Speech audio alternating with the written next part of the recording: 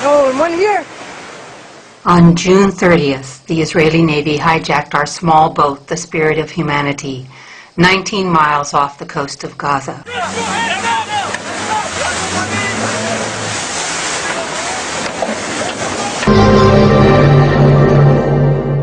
They kidnapped 21 crew members and passengers, including a former U.S. Congresswoman and a Nobel laureate.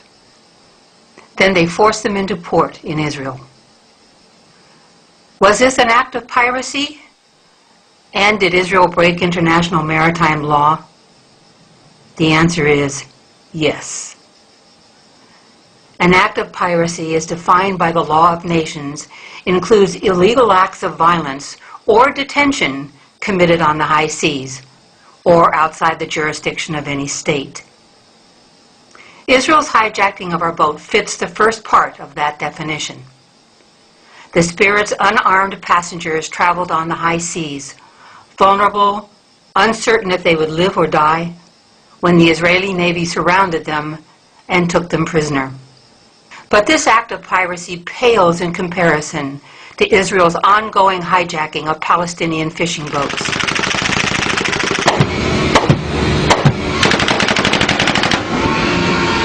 Would you tell us about the day you were attacked and injured?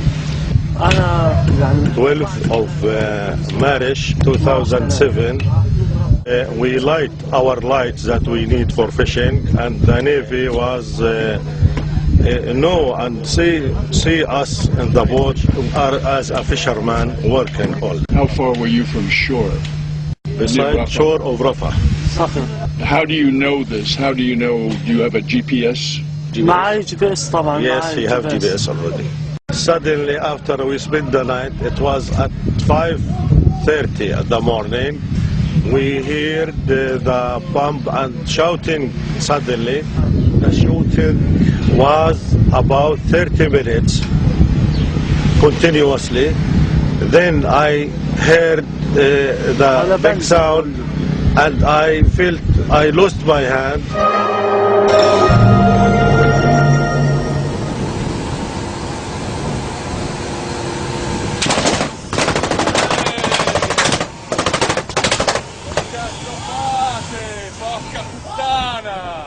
Why? Why?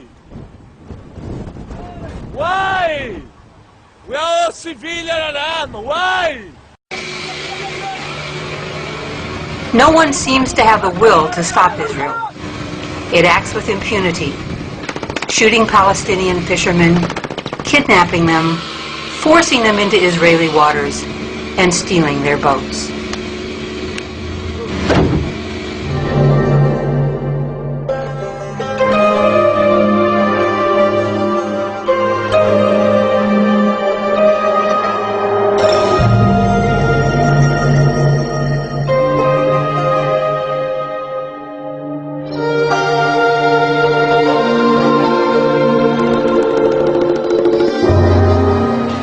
Just since the ceasefire in January, 21 fishing boats have been hijacked. When Israel returned 3 of them, they forced the fishermen to sign a document saying they would not go to court. If they didn't sign, they would not get their boats back. Israel has kidnapped 54 Palestinian fishermen since the first of the year, trying to force them into collaborating with the Israeli occupation. Otherwise, if they don't agree, they will lose their boats and they will lose their livelihood. A 1994 agreement signed by Israel stated that Palestinian fishermen have the right to fish up to 20 miles from Gaza's coastline. However, in 1996, Israel began to illegally reduce that fishing zone to 12 miles, in direct violation of international maritime law.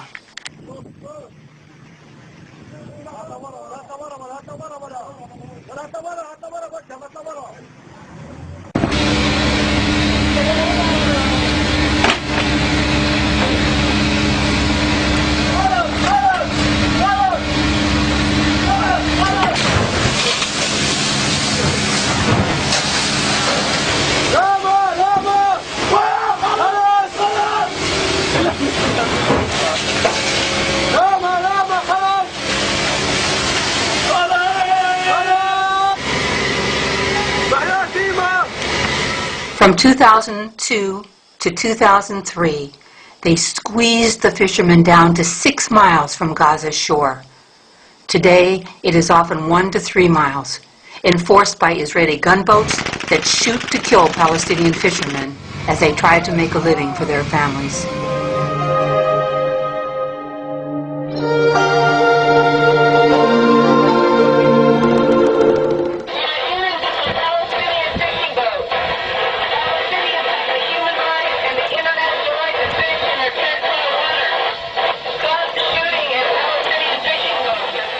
Charges of piracy should be brought against the Israelis who committed, aided, and abetted the hijacking of boats and the kidnapping of Palestinian and international civilians.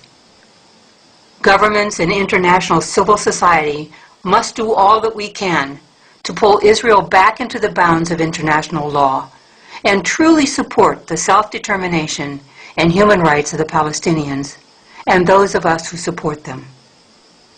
Remember, an act of piracy, as defined by the law of nations, includes illegal acts of violence or detention committed on the high seas. Has Israel committed acts of piracy against the Palestinian fishermen and the international observers? We are international! We are international! And have they been committing them for the past decade? The answer is a resounding yes.